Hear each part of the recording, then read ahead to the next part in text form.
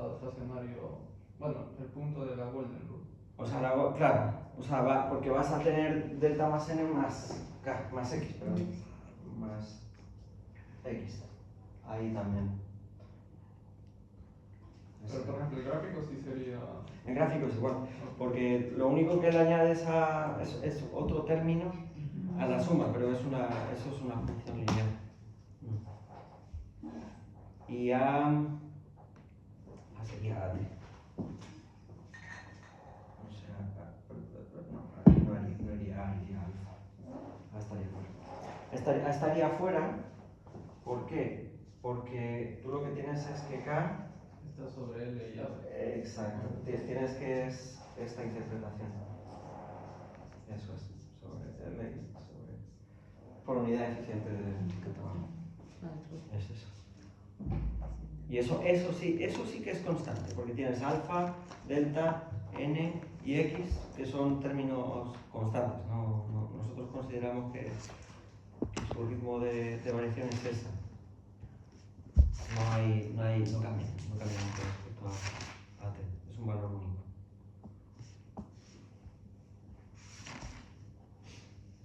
Eso. Una consulta.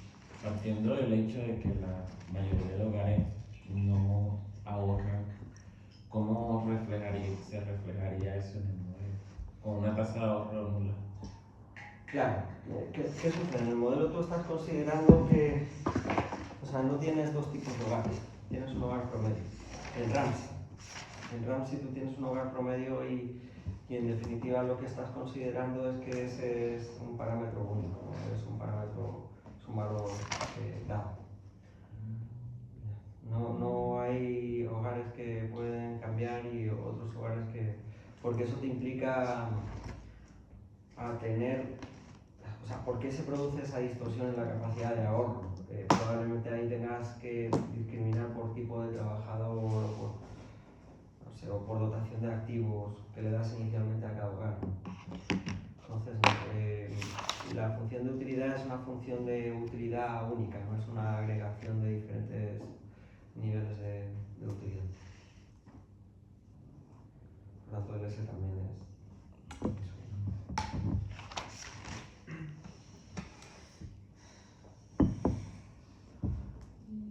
¿Más preguntas? Yo quería saber si podíamos revisar el gráfico de la trampa de pobreza. Ya, sí. Saber cómo las tres situaciones de un país que no logra pasar la trampa, otro que está en proceso y otro que ya lo logró.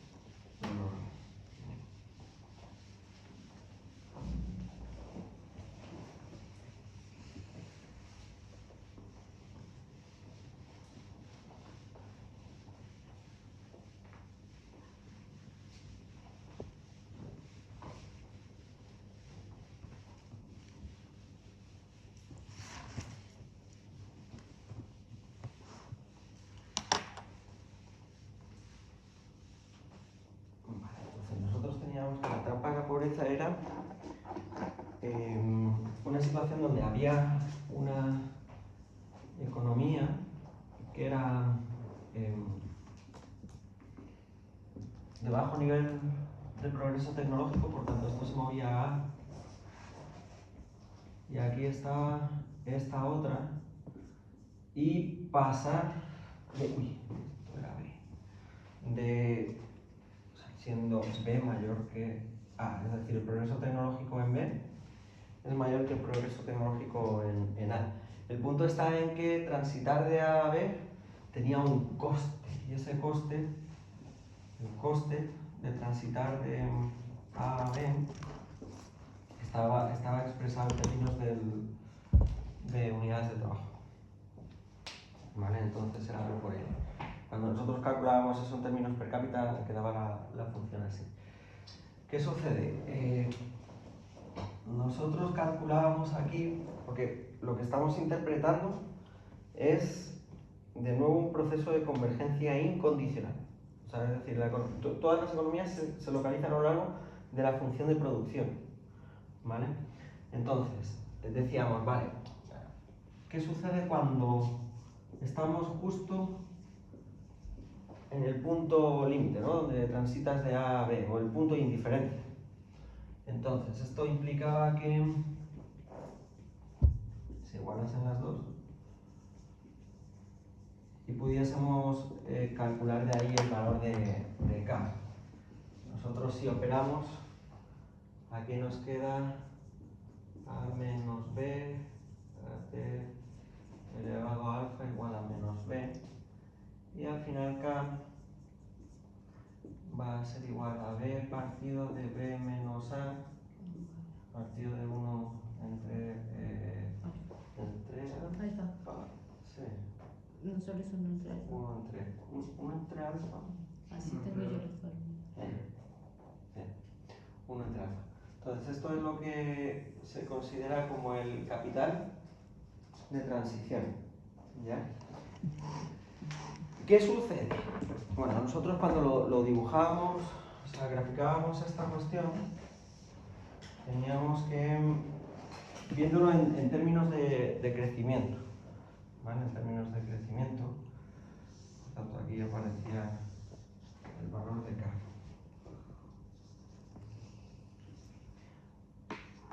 Y esto es delta más n.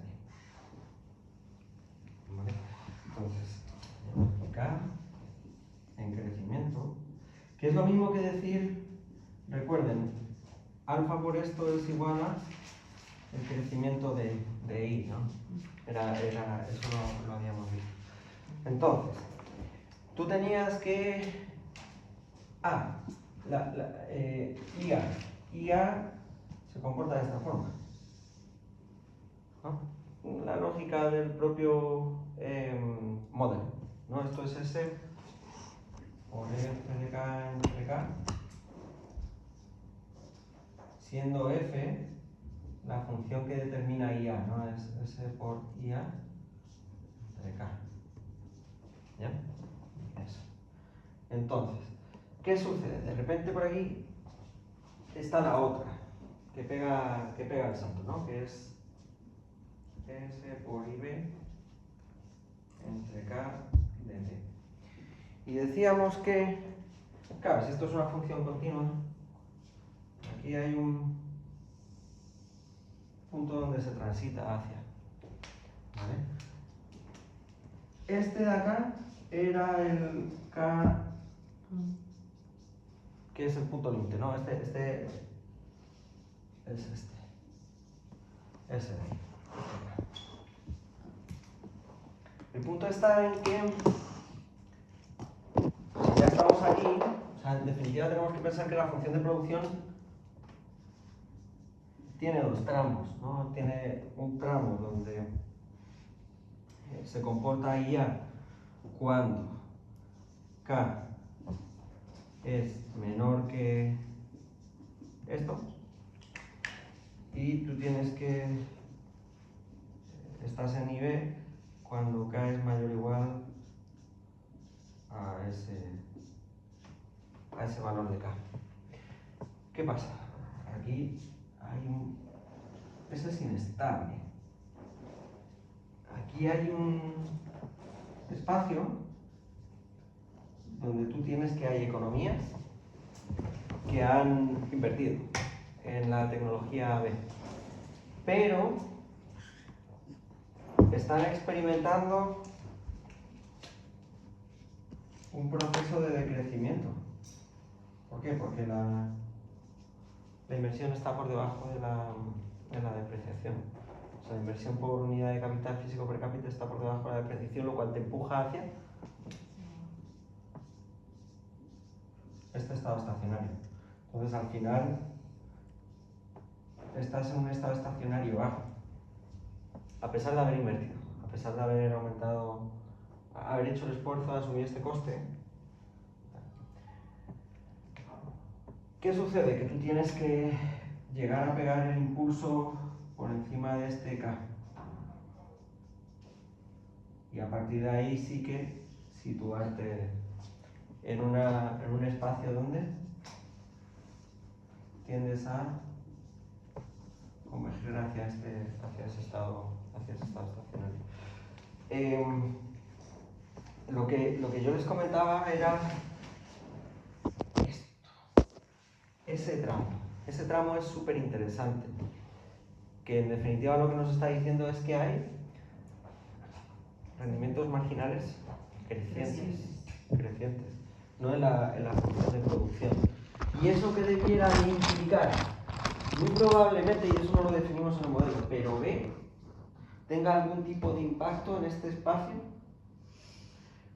respecto de cómo opera K con I.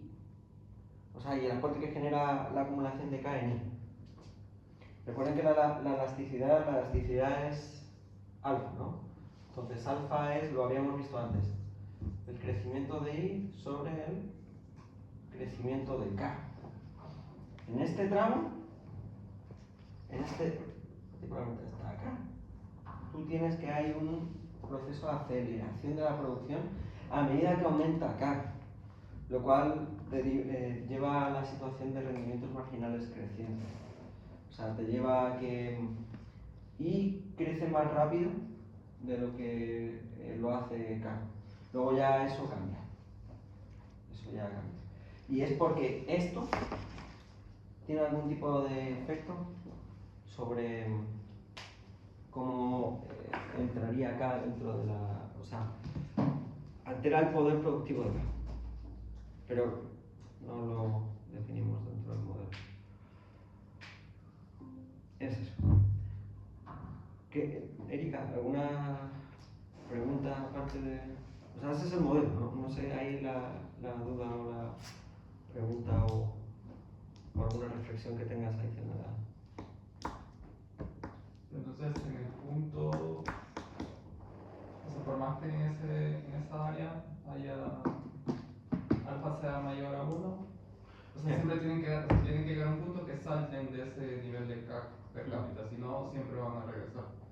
Aquí sería interesantísimo ver si lo que hace B es... Porque a lo mejor aquí tú puedes definir otros dos... O sea, para ti esto debiera de comportarse como dos tramos también distintos, ¿no? Es como que B pudiera... O sea, cuando pasas a la tecnología B, estoy pensando, no sé. Pero es como que B, al igual que estamos definiendo aquí dos tramos, cuando tú entras en IB, eso tiene dos tramos adicionales. Uno donde tienes que alfa se comporta mayor que 1 y otro donde alfa es menor que 1. ¿Qué sucede? Puede ser que aquí tú estés entrando en acumular capital de forma más... No sé, imagínate que aquí la función de producción fuese B, añade B es igual a K. Entonces lo que estás haciendo es K por K de alfa. Al final lo que tú tienes es que tu función de producción sería KT 1 más alfa. No lo sé, o sea, no lo sé. Pero esto sí que es mayor que 1. Y ahí tú tienes que ir, se estaría expandiendo. Y de repente aquí dejas de operar en ese proceso. No lo sé, me lo estoy inventando, pero tiene que haber un comportamiento diferenciado, siendo este nivel de K el punto límite. El punto límite que te pasa de esta a esta. Y eso es lo que yo les decía, que empíricamente sería súper interesante poder llegar a demostrar. Y hay modelos que te lo permiten, como el Error Correction Model. Hay donde tú puedes estimar, o sea, los Error Correction Model en panel son sencillos y son bien útiles, porque tú lo que tendrías es las series de países. O sea, tomas las framework tables y empiezas a analizar de forma conjunta cuál es el comportamiento, o sea, cuáles son las elasticidades. O sea, eso lo puedes estimar sin ningún tipo de problema. Y luego lo que te permite las Error Correction Models, hay tres tipos. Y uno de esos tipos de estimaciones los coeficientes que te da en el total es la media de el análisis de la regresión de cada una de las series individuales. Es decir, toma cada país, aplica la regresión, aplica el modelo de series temporales en ese país y ahí calcula la relación, o sea, las elasticidades. ¿Qué hace? Eso lo hace para todos los países, toma todos los coeficientes y los promedia. Te dice, ese es el resultado. Entonces, cuando tú te metes país por país, puedes estar observando si hay países que tienen un alfa que es mayor que 1 o un alfa que se comporta en convergencia, o sea, con un menor que 1. Eso es lo que se me ocurre a mí en términos de empíricos. Hay un colega que estaba acá, que ahora está en la Universidad de Talca, que es Mauricio Chávez. Él vino de Cornell, estudió allá. Y este chico era es muy bueno, es muy bueno. Y él diseñó una metodología econométrica para establecer una estimación, para definir una estimación de beta individualizada por cada una de las observaciones de las unidades observacionales que tomaba, generando una distribución de esos betas. Es decir, vosotros sabéis, ¿no?, en econometría que el beta es una esperanza, es un valor promedio. Este chico lo que hizo fue definir una función de distribución de beta que luego te permitía llegar a identificar individualmente un beta para cada unidad de observación. No sé cómo lo hace, porque tampoco yo me metí a analizar, pero sería súper interesante. Eso él lo tomó con modelos de elección discreta. Sería súper interesante que pudiese extrapolar eso a este tipo de modelos, porque ahí tú, por ejemplo, puedes estimar esto. Al individualizar la beta, tú puedes llegar a saber si la beta sería el alfa, ¿no?, la estimación de alfa. Pudieras ver si hay países que están acá o países que están acá. Pero bueno, son líneas. Hay que los doy por sí, intento hacer esto, es un ejercicio bien bueno. Más. Profe, disculpa, usted dijo de que ahí había un efecto de B. Entonces, si por ejemplo ese efecto fuese mayor, ¿de qué manera se podría medir el impacto que tiene en A? ¿Cuál? Perdón, Javier. Usted, o sea, no sé si entendí bien, pero usted había dicho de que B tenía un efecto, si no me equivoco, en esa curva de ahí. Acá. ¿Cómo se podría medir ese efecto que tiene en A? Porque yo asumo de que hace de que se demore mucho más en llegar a pasar la trampa. O sea, tú lo que tienes es que B de partida es mayor que A. Entonces, al pasar de esta economía a esta otra, tú estás pegando un salto en términos de... Realmente, aquí lo estamos viendo en términos de crecimiento. Cuando tú ves la función de producción debería de tener esta forma. No me cabe, creo.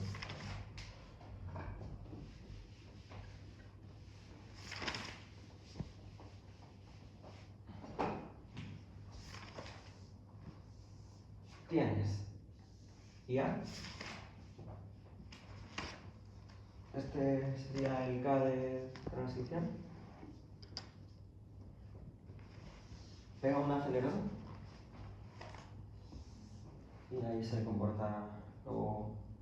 O sea, todo este tramo es el tramo IB.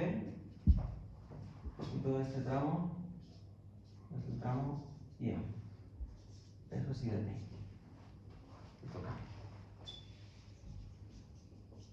Entonces, tú lo que tienes es que la función es continua y lo que hace,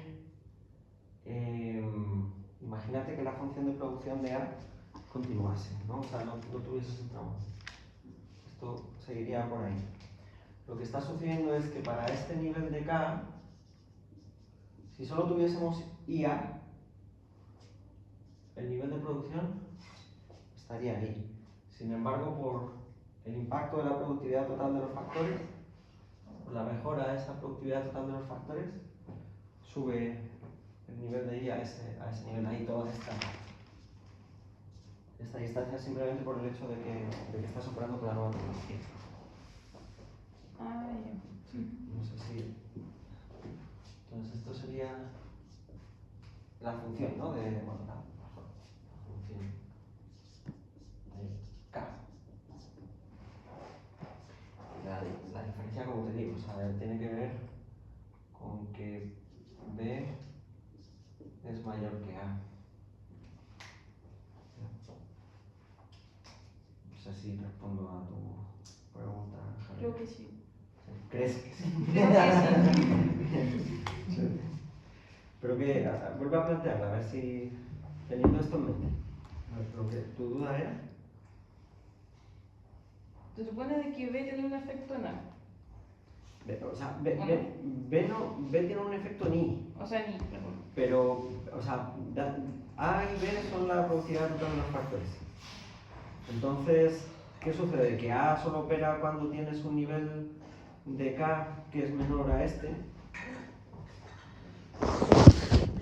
Y una vez que igualas este o lo superas, estás con el progreso tecnológico B. El punto está en que todo esto es un proceso de acumulación de K. Es decir, yo como economía lo que tengo que tomar es una decisión en cuanto a en qué nivel de K me voy a localizar. ¿Ya? Y si asomo el coste de producir con la tecnología B, o si me quedo con la tecnología A. ¿Vale? Entonces, ¿qué sucede?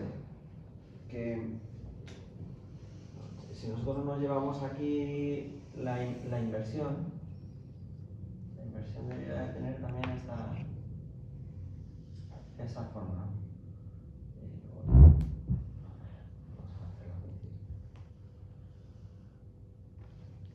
Bueno, esa sería la S por F de K.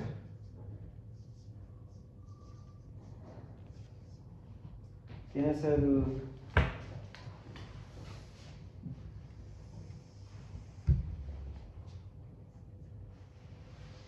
delta más N por K. ¿Qué sucede? Que aquí hay un tramo donde tú has traspasado este K, estás invirtiendo en B, pero la inversión está por debajo de la depreciación, por tanto esto te está empujando hacia... De hecho está aquí coincide, vamos a hacerlo un poquito menos. Ahí, ¿vale? Te empuja a ese K en el estado estacionario. Por tanto, aunque tú lo hayas traspasado hasta acá, siempre vas hacia ese estado estacionario. Una vez que traspasas este nivel de K, que no es estable, lo que acaba sucediendo es que te mueves hacia este otro estado estacionario. No, este es el estado estacionario A, este es el estado estacionario.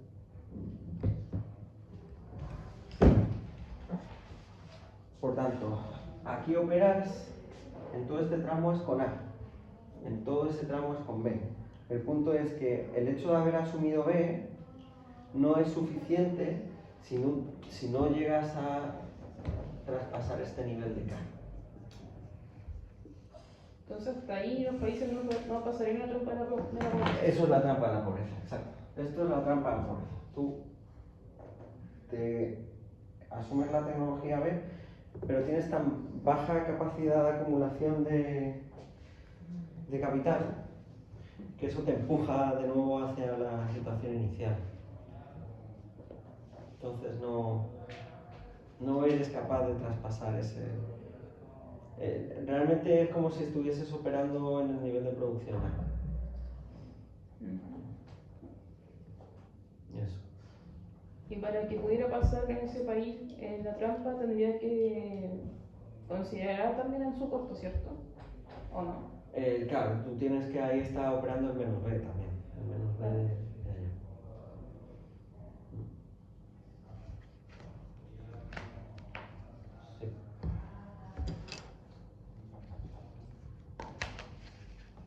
Eso. Entonces la función de producción tendría esa forma. El misterio, como digo, es la fase de rendimiento marginal de crecimiento.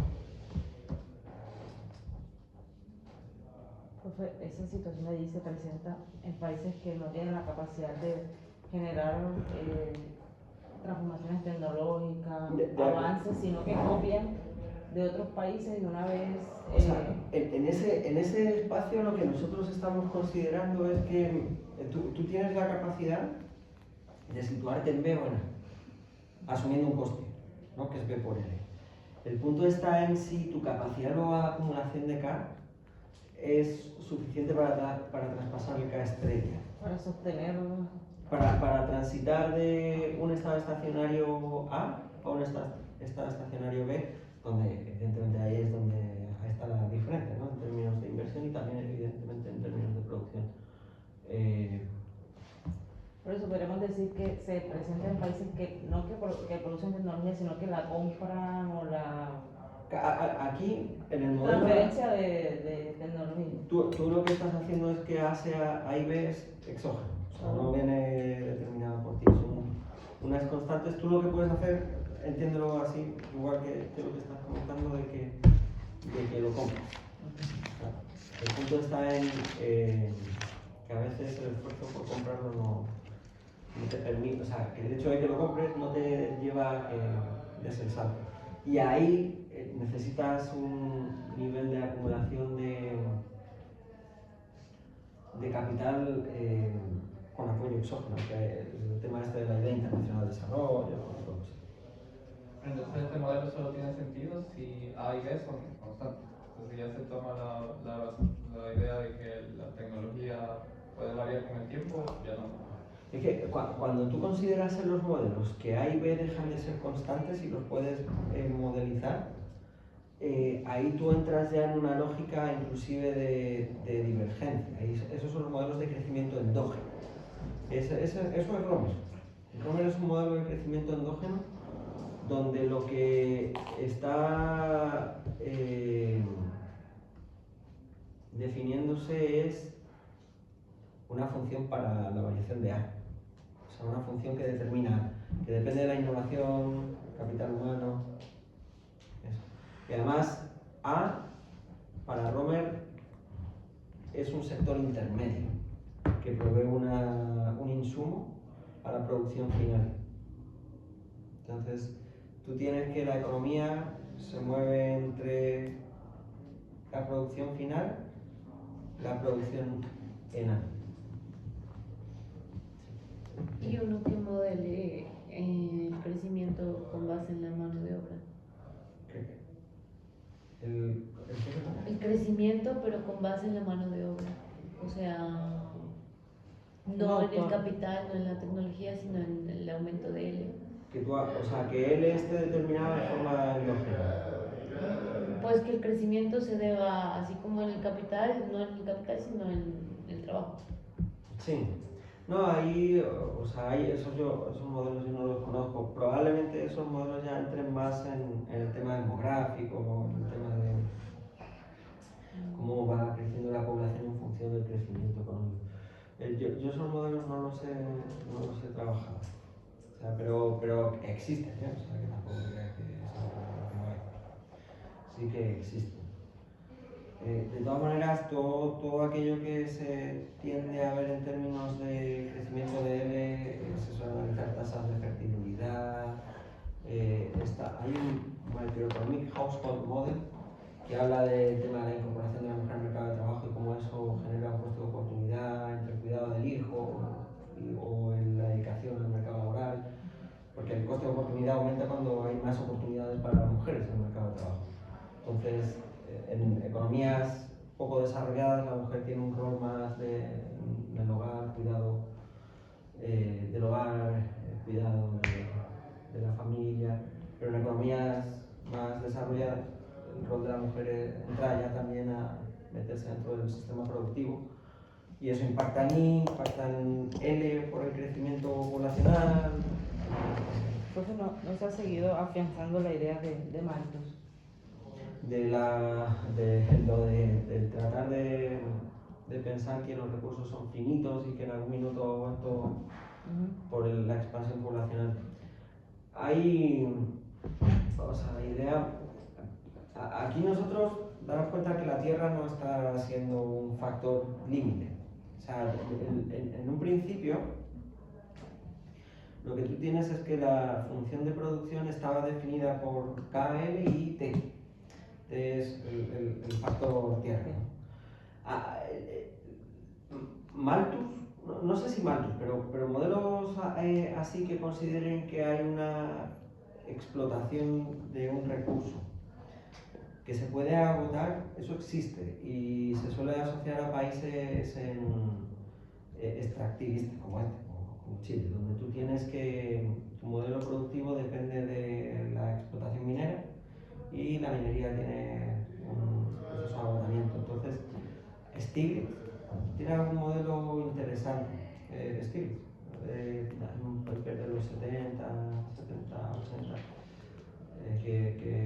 que establece modelos de crecimiento para ver qué pasa, ¿no? Cómo esa limitación de recursos va afectando a la economía. Pero en general, nosotros cuando estamos hablando de crecimiento,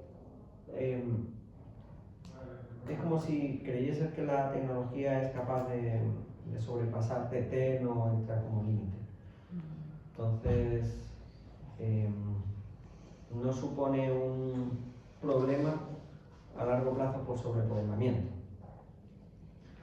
Malthus es del siglo XVII o XVIII, ¿no? Algo así como que tenía más que ver con el modelo de sociedad de la medieval, ¿no? Donde el crecimiento poblacional estaba muy relacionado con la producción de alimentos, la sobreexplotación de zonas agrícolas que no eran productivas, bajaba el rendimiento de eso, caía la población y volvías otra vez a ciclos de esa lógica, ¿no? Cuando tú estás en el crecimiento, o sea, cuando tu economía se basa en el conocimiento, simplemente por ese hecho, ¿no? Desde que la productividad de los factores aumenta de forma sustentable, o sea, impactan sobre la producción de forma que eleva tanto dicha producción, no es como que se sale de esa lógica. O sea, es como que la revolución industrial acabó con esa idea malthusiana. Como los países asiáticos que también podrían desmentir esa. Claro, los países asiáticos lo que tenían era un modelo de crecimiento. O sea, China hasta la década de los 60, 70 es un país que sufre problemas de hambruna serios. De hecho, hubo políticas por ejemplo, para eliminar la hambruna, se les ocurrió cazar aves, ¿no? Y había fotos de, a ver, ¿quién cazaba más aves? ¿Qué sucedía? Al cazar las aves no había el proceso de germinación del campo, porque muchas de estas aves lo que hacían era que llevaban el grano, comida y tal, pero también lo iban difuminando, entonces eso también generó una baja producción de alimentos y derivó en más hambruna. O sea, eso es, claro, son estas ideas fantásticas. Pero bueno, si uno lo piensa, el crecimiento de China está hoy en día, que es el gran país asiático en términos de crecimiento junto con India, viene sobre todo por la acumulación de tecnología. O sea, de hecho, hoy en día Alemania está jodidísima porque no tiene la capacidad de competir con China tecnológicamente y porque, bueno, la elevación de costes energéticos a la industria manufacturera alemana la ha pegado de lleno, pero un elemento adicional es que China con el coche eléctrico ha barrido por completo a la capacidad competitiva de los alemanes o de los americanos. De hecho, en China se ve mucho mejor comprar autos de allá, porque tienen autos de calidad, además tienen bajo costo, Y eso no encaja en la filosofía de un BMW o un Audi o un Mercedes, este tipo de autos, ¿no? Entonces, es algo muy parecido a lo que experimentó también Estados Unidos con Japón en la década de los 70. Igual Japón le pegó un buen... Japón y Alemania, ¿no? Que estaban en el proceso de reconstrucción tras la Segunda Guerra Mundial y habían conseguido reindustrializarse y mejorar su capacidad manufacturera, y los coches japoneses en el mercado norteamericano empezaron a generar problemas, ¿no? Y las motos también. De ellos empezaron a generar problemas con la producción interna. Ahí hay un hito histórico bien interesante, porque a partir de ahí es donde se considera que entra el proceso de financiarización. Eso lo vamos a revisar también. Eso entra ya más en la parte de desarrollo. Eso. Más preguntas. Estamos aquí. ¿Cómo va a ser la prueba? La prueba va a ser de desarrollar. Tráiganse todos los apuntes que quieran. Lo único que no está permitido es que hablen entre ustedes, que copien. O sea, básicamente eso. Tráiganse todo lo que tengan a mano y es de pensar. Van a ser como 3 preguntas teóricas. Lo que necesito es que me pongan todo el detalle. O sea, que sean Claro, o sea, si van a tener los apuntes en mano, hombre, yo esperaría que uno fuese capaz de desarrollar claramente las cosas. ¿Qué implica eso? Que tengan que tener conocimiento de qué es lo que se les está preguntando y qué es lo que tienen que plasmar como respuesta, ¿no? Es más, yo creo que esta prueba es más de entender, o sea, sin llegar a profundizar en la matemática hasta el nivel más fino posible. O sea, yo no voy a necesitar que lleguen a la prueba sabiéndose cómo derivar la velocidad de convergencia. No me interesa, si lo van a tener los apuntes, lo pueden. Si yo se lo pido, evidentemente me lo tienen que poner, pero lo tienen los apuntes. Lo que sí que necesito es que entiendan el concepto de velocidad de convergencia. ¿Qué es la velocidad de convergencia? ¿Por qué es importante? Y así con todo, solo eso. Yo creo que no va a haber problema en pasar la prueba. Es necesario aprobar sí la prueba para pasar de curso, si no hay la segunda oportunidad, que es la repetición. En general no hay gente que va a repetir. El año pasado hubo una pequeña debacle en el curso. Yo creo que había otra, o sea, como que no se entendía muy bien la filosofía de entrar a este programa, pero yo no creo que eso pase con ustedes. Entonces, yo no esperaría que nadie reprobase una prueba.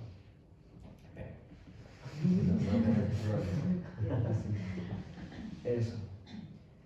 Venga, ¿alguna pregunta más? O les dejo ya estudiar si quieren. Apuntes únicamente manuales, ¿cierto? Los de las PPT, todo lo que tengas a mano. ¿El iPad se puede? ¿Eh? ¿El iPad se puede o eso no? O sea, ChatGPT no. Eso no. Pero porque básicamente te puede proveer la respuesta a la pregunta. Eso no. Yo lo único que necesito es que tengan sus apuntes. PPT que yo les paso, lo tienen, eso lo traen. A mí, es abrumador también, o sea, yo lo digo, tiene 1 hora y media. Tiene una cantidad ingente de información, sí, ese es el problema. Y ahí está un detalle.